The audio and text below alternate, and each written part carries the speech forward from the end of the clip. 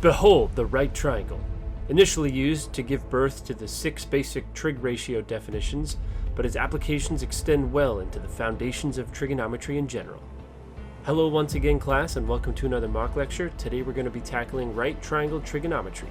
Let's get to it.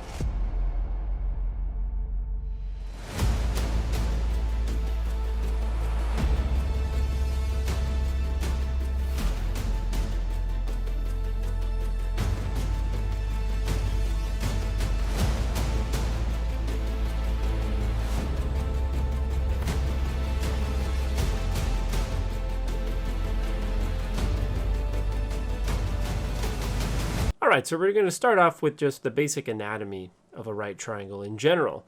And really, the only thing that you need to know is that a right triangle has a right angle. Here I've labeled it gamma. I've labeled the other two angles alpha and beta, for which we're going to write some facts about. And then the way that I've written the side lengths is that side A is opposite alpha, side B is opposite beta, and side C is opposite the right angle, gamma in this case. C is oftentimes referred to as the hypotenuse. A and B are the legs of the right triangle. All right, so here's some quick facts and terminology regarding the right triangle. I already talked about how A is opposite alpha, but one thing that we could say is that A is adjacent to beta. And these words, opposite and adjacent, are going to play a pretty big role in the definitions of the trig ratios that we come up with here pretty soon. Gamma, alpha, and beta all have a sum of 180 degrees, and actually this is not unique to right triangles. This is true for triangles in general. All the internal angles of a triangle have to add up to 180 degrees. Since gamma is a right angle, then we know alpha and beta have to be equal to 90 degrees, so they're complementary angles. Okay? That's actually a big deal. To know that alpha and beta are complementary angles can help you figure out what the other angle is as long as you know one of them. So here we go with the 6 basic trig ratios, and we're going to just arbitrarily pick this to be the angle measure that we're referencing, that we're kind of basing all these definitions for. So the opposite side of theta is the vertical leg. The adjacent side is the horizontal leg, and then the hypotenuse is the hypotenuse. But keep in mind, if we wanted theta to be up here, then the adjacent side and opposite side are going to flip, right? Opposite is literally the opposite of the angle. You have to go through the triangle to get to it, right? The angle is not constructed by the opposite side of the triangle. So, but we're going to use this as our kind of our reference angle here. Theta is going to be here for the definitions, but it could be other place, doesn't really matter. It's an arbitrary definition. The sine ratio, right, written as sine theta, is equal to the opposite side over the hypotenuse. Okay, so when you're talking about this is a function. Sine is a function now. We're kind of defining a new function. Theta is the input of that function. Very similar to like a logarithm, right? When you have like the log of x, right? X is being put inside of the log function. Here the angle measure is being put inside of the sine function. Turns out it is just the ratio opposite over hypotenuse, and we'll talk a little bit about how that's the case here in just a few slides. Cosine is defined to be the adjacent side over the hypotenuse. Okay? And tangent of theta is defined to be the opposite over the adjacent. Right, opposite over adjacent. Now, one quick mnemonic device that you could use to help memorize, how do you memorize that sine is opposite over hypotenuse? How do you know that cosine is adjacent over hypotenuse? How do you know tangent's opposite over adjacent? The mnemonic device is read so, ka, toa. Okay, so meaning sine is opposite over hypotenuse, ka, cosine is adjacent over hypotenuse, and toa, tangent, is opposite over adjacent. Now, these are the three trig functions we're going to be most concerned with in this class. Sine, cosine, and tangent. Most things can be written in terms of these 3 trig ratio functions. There are, however, reciprocal trig functions that we can use as well. The reciprocal, right, is just of a fraction is just flipping the fraction. So there's actually a trig ratio function that's hypotenuse over opposite. It's called cosecant. The reciprocal of cosine is called secant, and the reciprocal of tangent is called cotangent. But all we've done in these definitions is we've literally flipped the fractions over themselves. So sometimes When you're solving for a side length of a triangle, maybe you want the adjacent side. You're solving for an adjacent side and you're given an opposite side along with the angle. Then maybe using cotangent's a little bit easier because you already, then the x value, the unknown value, is already in the numerator. Just one quick example. Okay, so I talked a little bit about how these trig ratio functions kind of came about, and really it came from examining similar triangles. So what I've done is I drew kind of another parallel line inside of the right triangle we were just looking at. We have vertices A, B, and C that describe the outer triangle, and then we have A, B prime, and C prime to describe the kind of inner triangle. And we would say that these two triangles are similar. They're not congruent because they're not exactly the same, but they are similar triangles in that all of their angle measures are the same. You can definitely see that they have a right angle in common. Theta is also a common angle. And since theta and whatever this angle is over here, maybe we'll call it phi or something, you just do 90 minus theta to get whatever that angle is. So it's the same. That makes these things similar triangles. And so what mathematicians noticed is that if you're looking at ratios like BC over AB, so the side length of BC over the side length AB, that is exactly the same as B prime C prime over AB prime. And I'm trying to color coordinate these things so you can see what the ratios are looking like. And they were like, well, let's just call this thing tangent theta because it's exactly the same. This is just unreduced, whereas this is more reduced, at least given the picture that we're looking at here. And that's how all the 6 trig ratios came about. Just examining similar triangles and noticing that, hey, when we take opposite sides and divide them by adjacent sides, we keep getting the same thing, right? That ratio is exactly the same for similar triangles. Hey, let's call that the tangent of the angle, tangent of theta, right? And that's how that worked out.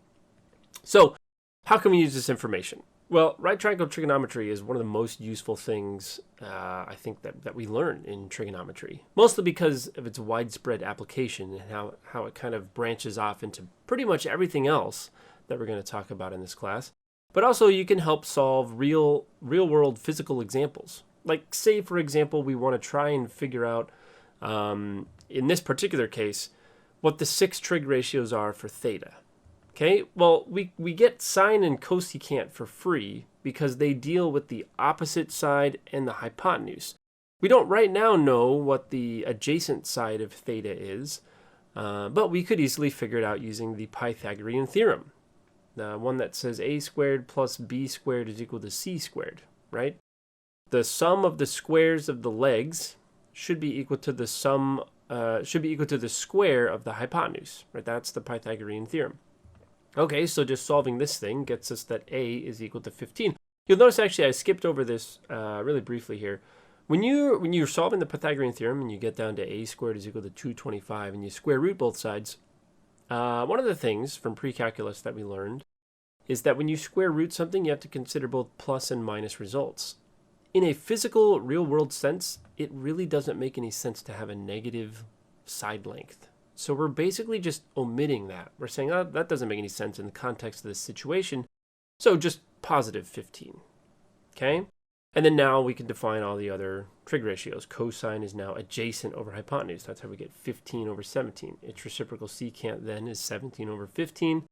And now we can define tangent because, again, we have the adjacent side. 8 over 15 is opposite over adjacent, and then adjacent over opposite is the cotangent ratio, okay? Now for this next example, it's very important to understand angles of depression and angles of elevation. Essentially, when you're looking up at something, there's a line of sight that you have to consider. The amount that you have to look up to see it at, that is your angle of elevation. So presume you're just standing on the ground looking straight forward. So your line of sight initially is just parallel with the ground here. But then you have to look up, you have to move your eyes up to see something. The angle that you have to point your eyes at, that's the angle of elevation. Similarly, if you're above something and you're looking down, right, there's a line of sight to where you're going at. The angle created by the line that's parallel with the ground and the line that you're looking at, that's the angle of depression. And the really cool thing is that these two angles, which I called phi and gamma, they're congruent. They're the same. It's some kind of application of alternate interior angles theorem from geometry. I don't know if that's exactly the one, but there is definitely, it's a parallel line. There's definitely something with an angle congruency theorem going on, for the reason that these two things are congruent. So in this example, suppose that the eye of Sauron sees Frodo about a mile away looking at an angle of depression of 29 degrees. How tall is the Tower of Sauron in feet? Well, obviously, first thing we need to do is we need to draw a picture, right, of what's going on. So the Tower of Sauron is looking down at Frodo at a 29-degree angle. We're saying that Frodo's about a mile away, right, from the Tower of Sauron. So this is the picture that we're looking at here. Now, since we know the angle of depression, because right now we don't really have a triangle where we have like an internal angle that we can use to solve for this height, right? We're trying to find the height of the Tower of Sauron. But since we know that angles of depression are congruent, oh, by the way, here's Mount Doom, put in the background, just for some context. Got to set the scene a little bit. But since we know that angles of depression are congruent to angles of elevation, we know that Frodo would have to look up to see the eye of Sauron at also a 29-degree angle. This particular problem is asking for the approximate Tower of Sauron height in feet, so I went ahead and I turned the mile into 5,280 feet, and then I set up a trig ratio. Now, every time that I'm looking at a trigonometric right triangle problem, and by the way, this is a right triangle. I don't think I ever put that on a slide anywhere. There you go. It's a right triangle. I always think to myself, which trig function relates opposite and adjacent? And I encourage you to do the same. Maybe you're trying to find a hypotenuse and you're given an opposite. Which trig ratio helps us figure out or helps relate an opposite and a hypotenuse? Maybe you want to find the physical distance between Frodo and the eye. That would be a hypotenuse length. And then now we know this. So now we need to figure out what relates an angle, an adjacent side, and a hypotenuse, right? This is where SOHCAHTOA is handy. In this particular case, we need the tangent function, right? We have an angle, its opposite side, and its adjacent side. The only trig ratios that deal with opposite and adjacent with an angle is tangent and cotangent. I would like to keep the x variable in the numerator, so I'm going to make the opposite side be the numerator. That's the tangent function, okay? So I can set this up. Tangent 29 degrees is equal to x over 5,280, and then I just solve this thing. Now, this is a linear equation, right? This is a number. I don't know what it is off the top of my head, but it's some number. And I'm just going to multiply both sides by 5,280 to figure out what it is. You do have to make sure, because there's two different ways to measure an angle, that your calculator is in the measurement that you're working with. Here we're working with degrees. So I've been using, since the pandemic started, I've kind of ditched my Texas Instruments calculator, and I've just been using the one that's provided by Windows, the Microsoft calculator. Make sure it's in degrees, right, instead of radians. In fact, if I click this thing, which I can't because this is just an image of the calculator, not a calculator itself, it would switch to radians. Okay, so just make sure that whatever it is that you're doing matches the measurement of the angle that you're working with. In our case, it's degrees. So you would type in 29, then trigonometry, and then you can find the tangent function, and you can click on tangent, and then multiply both sides by 5,280. Turns out the tangent of 29 degrees is 0.55431 with a whole bunch of stuff after that, but I just truncated it at its, what even is that? The 5th decimal point. Then you multiply both sides by 5,280, and you get that it is approximately 2,926.8 feet is the height of the Tower of Sauron. Okay, there's one more thing that I want to mention before I conclude this video, and it's very brief. I don't really have an example of utilizing this stuff, but it is pretty cool, and most of this stuff can be applied when we start doing identity proofs later on in this course. Here's the standard labeling, right, of a right triangle. Alpha, beta, the right angle.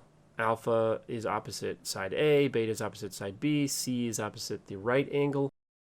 And the thing I want you to notice is that if we find the sine of alpha, right, sine of alpha opposite over hypotenuse, that's A over C, okay? That is the same thing as if we were to find the cosine of beta, which would be adjacent over hypotenuse. A is beta's adjacent side. Similarly, the tangent of alpha, which is opposite over adjacent, that's A over B, that's the same thing as the cotangent of beta, which is, again, in this case, the reciprocal of tangent. It's the adjacent over the opposite, right? That's cotangent. So those things are the same. Same thing we could do with secant. Secant alpha, which is C over B, since it's hypotenuse over adjacent, that's the same thing as the cosecant of beta.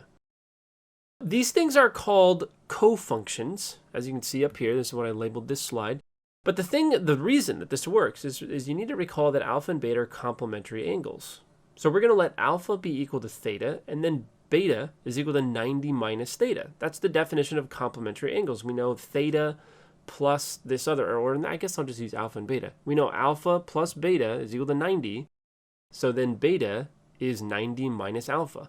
I actually don't know why I changed it to theta here, but I think that's just to give the cofunctions their definitions. Anyway, I replaced alpha and beta with theta and 90 minus theta, because that's how you would figure out what this angle is if you're given this one in a right triangle. You just take 90, subtract theta. So you can extend this list of similar ratios to this. There's 6 of them. Okay, cosine theta, that's sine of 90 minus theta. Similarly, the sine of theta is equal to cosine of 90 minus theta. Tangent and cotangent have this relationship in both ways, and secant and cosecant have this relationship in both ways. So you could say cool stuff like the sine of 72 degrees is equal to the cosine of 18 degrees, right? Because 90 minus 72 is 18, right? That's right. Yeah, 90 minus 72 is 18. So we can do cool stuff like this. Now, again, I think as far as applications go, I don't really have an example of utilizing cofunctions right now. But this list of stuff can become very life-saving once we get into identity proofs later on in the term.